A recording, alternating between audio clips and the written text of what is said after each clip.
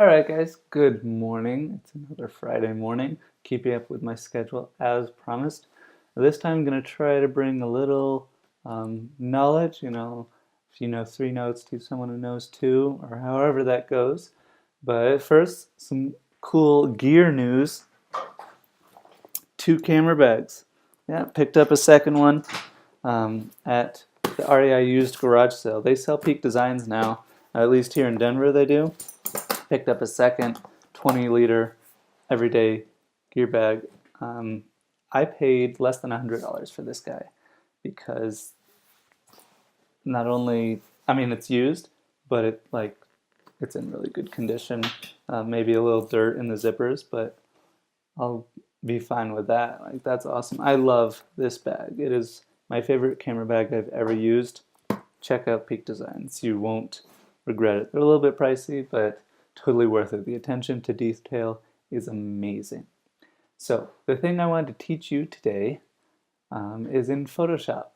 I want to teach you how to get that depth of field effect on your photos, especially sometimes you're doing street photography and you just have your phone or something like that.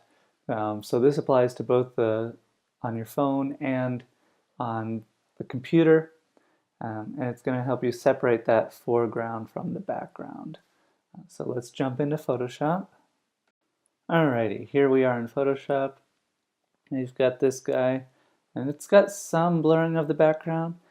The way you get that is even when you have a very small lens, like you do on a phone, if you can get the camera very close to the subject and then have the subject very far from the background, you'll still get some of that bokeh to look really nice. But I want to add just a little bit more to this guy.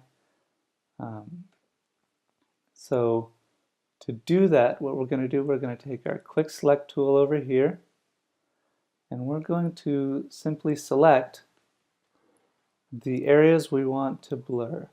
Oh, not that area. I'm going to select all of this, everything that's not the subject basically. And then we can hold Alt or Option to remove areas we didn't mean to grab. Just like this.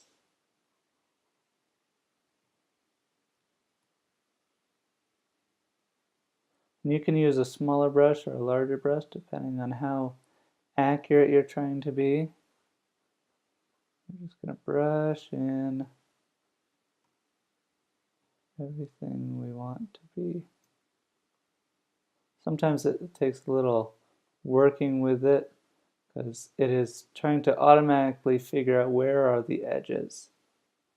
Alright, I've already got my edges set up. You can do that by going to select mask or open your selection panel on the side, but this is looking pretty good. Alright, now that we've got that selected, we're going to go to Filter, Blur Gallery, Field Blur. You can think of this as depth of field blur if you like. And we're just going to adjust this to however blurry. If you do it too much, it looks quite odd and fake.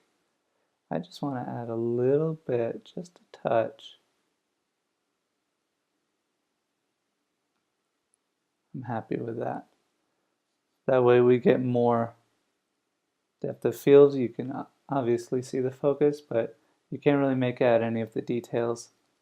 Some other things I might do with this photo is I might straighten it, bring out the purples a little bit more, the greens, mute the reds in the background a little bit more. But once we're done with the blur, you could just come up here, hit OK, and you are done. It'll update the image you've got here, and at any time you can hit Command or Control S.